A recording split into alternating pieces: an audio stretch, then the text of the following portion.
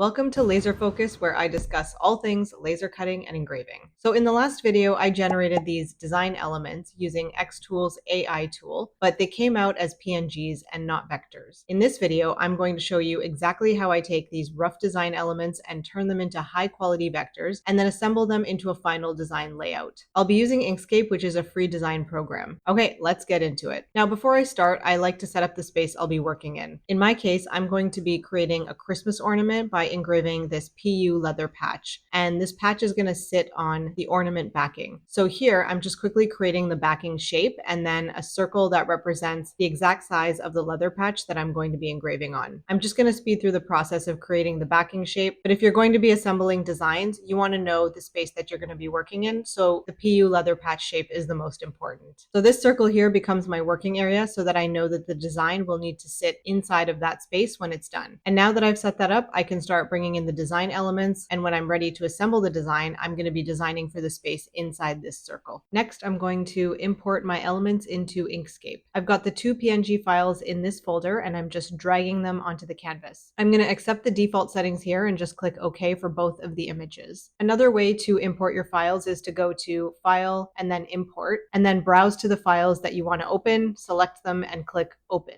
It'll give you the same window, and I just clicked OK for both. Now, I just like to name things in my layers so that I know what I'm dealing with and so that I can keep everything organized. And now I'm just hiding everything except the first image that I'm going to be converting to vector. And now we're all set for the next step, which is converting our design element PNGs into vectors and removing the backgrounds in the process. Now I'm going to turn this into a vector. If I zoom in here, you can see that these lines are not crisp. The design is pixelated, and this makes it kind of fuzzy around the edges. So if you were to make this design larger and try to engrave it, you wouldn't get a very clean engrave. So converting to a vector fixes this problem. I'm going to select this design and then go to Path up here and then Trace Bitmap. And it opens this panel here on the right. I'm leaving it on single scan and then click Brightness Cutoff from the drop down here. And then I'm just going to leave the default settings and then click Apply. And now it has created a vector. So if we zoom in here, we can still see that it's fuzzy, but what it has done is create the vector over the original image. And so if we zoom in here, you can see how clean the lines are. And it also removed the background since the background was white. And now you can resize this to any size and it will stay crisp. Now I'm just taking a closer look at the vector. It looks pretty good, but there are a few areas that aren't perfect. You can play around with the settings in the right panel until you're happy with how it looks, but this is good enough for my project. And now for the original layer here, I'm just going to go back to the layers panel and I'm going to hide it and lock it because right now I'm just working with this vector here. Now I want to get rid of all of these stars because I want to change the pattern a bit, and the stars and the snowflakes are a bit wonky. They don't really convert perfectly when using the trace bitmap feature. So I'm creating a new layer and calling it stars, and here it is. And now I'm going to go back to my vectorized reindeer here, and I'm going to go to Path up here and break apart because I want to break this design into all of its pieces so that I can remove the ones I don't want. And it's going to look a little bit like we lost some detail here, but everything is still here, so we can worry about that later. For now, what I want to do is just grab all of these stars and snowflakes and other little pieces that I don't want in the design and move them somewhere else so that I can deal with them later. So I'm holding down Shift and dragging to highlight them all to make sure I get all the little bits and pieces inside. And then I'm using Control X so that I cut them out but have a copy. And now I'm going to go to the stars layer here, and using Control V on my keyboard, I'm pasting them all into that layer. And then I'm hiding and locking that layer because I'm working on these later. So now we have the reindeer and all these little bits in here that are behind the main image. We're not going to worry about those right now, but I am going to create a new layer called reindeer and grab the whole reindeer and move it onto that layer. And now I'm going to hide and lock that layer as well. And so now I'm just going to go through the same process for the stars, and I'll speed through this one a little bit. Now the AI tool outputted it with this checkered background, and that might make the conversion a bit trickier, but let's see what happens. So actually it worked out just fine. And so now I'm just hiding and locking the original design and then selecting the vector stars and again breaking apart. And then I'm going to unlock the stars layer here and move all of these stars into that layer and hide and lock it. So now all of our star stuff is here, all of our reindeer stuff is here, and these are the two original PNGs in case I need them later. So I'm just going to rename this so that it's clear. And now this is where it gets really fun because the next step is to actually assemble everything into the new design.